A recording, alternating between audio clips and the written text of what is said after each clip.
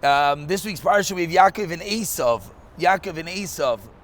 And if one were to ask the difference between Yaakov and Eisav, it would be almost a silly question. It would be almost a silly question. What do you mean, what's the difference between Yaakov and Eisav? There's nothing similar about them at all. You have Yaakov Avinu and you have Eisav Harasha. You have Eisav, which we know committed the worst crimes in the world. He committed all Gimel Averos Chamuros, believe it or not, in one day. And then you have Yaakov Avinu, the Avos. So what's the question? Equating them. And yet, when you look at Rashi, and Rashi tells us the description of Yaakov versus Eisav, we find something fascinating. What is Eisav? Rashi says he's an Ish Sadeh, which Rashi translates, that's the pasuk, Rashi translates Ish Sadeh as an Ish Batel. Ish Batel.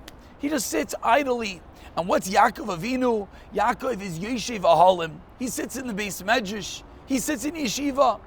A fascinating contrast. That's what Eisav was. Eisav is horrible Rasha. This, of any of the Rashayim that we would think of, if we would give them the title of, he's a man that sits idly, it would sound insane. What do you mean? He's a mass murderer. He was over in Gilead Arayis and Shvichas Damim, and he was inappropriate and everything.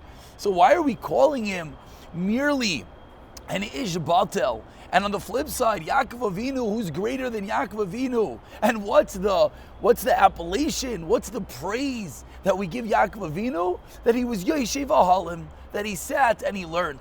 So Shimshon Pincus discusses this at length, and he says a very simple but very beautiful idea, which I think we could tie together to what we're doing here today, and then bring it into Shabbos. He says, the difference between an Eisav and a Yaakov? The difference is whether he's sitting idly or is he doing something. The difference is how are you utilizing your time. Eisav did nothing.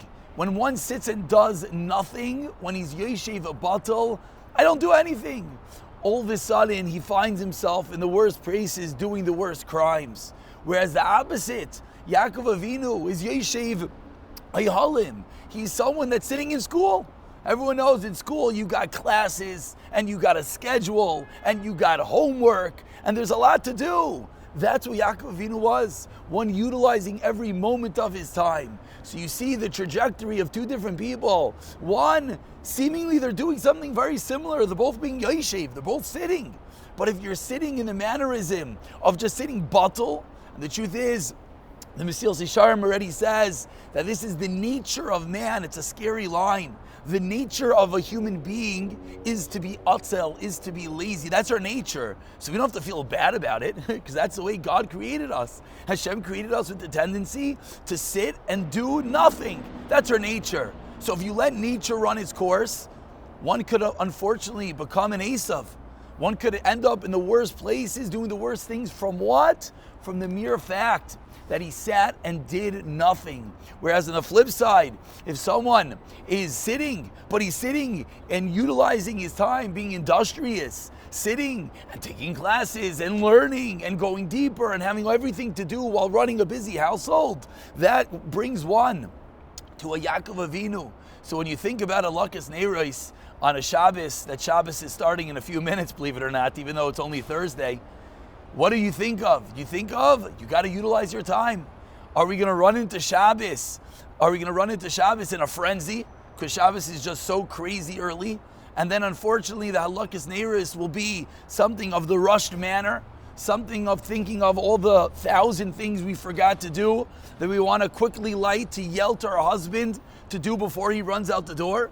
Or are we going to be a Yeshiv Ahalim to sit and utilize our time properly and walk into Shabbos calm, like we quoted from the Sefer Chasidim, that there's no greater bracha than shalom, than calmness, than peace in the household. And one step deeper, for one to be at 9 o'clock on a Thursday morning, I'm sure there's many places everyone here could be, and there's many couches that one could sit, Yeshiv Batel, and many other things to watch and not be productive. Or one could say, I have a schedule, I have my shir, I have my class, I want to learn, I want to be better, I want to be greater, I want to be closer to Hashem. That's one who's putting themselves onto this trajectory of Yeshiv Halim. So b'siyata d'shmaya, hopefully, the more that we work on utilizing our time, and on a short Friday, just in the practicality, is such an easy thing to work on, because if you don't work on it, our Fridays are going to be disastrous. Hopefully, we'll be able to enter into Shabbos calm, have that bracha of the Sefer Chasidim of Shalom, the bracha of HaKadosh Baruch Hu, and hopefully the depth that we'll have in Halakas Neiros by knowing the halachas will bring added meaning to it. But ultimately, we will be the ones that will gain, as we'll be going from those who might be at some level, and it's not all or none. One could be a Yeshe Batel for a little bit of his day, or the opposite, one can make sure he's always continuously Yeshe V'Yahalim, looking for what to learn, looking for what to do, looking for how to grow.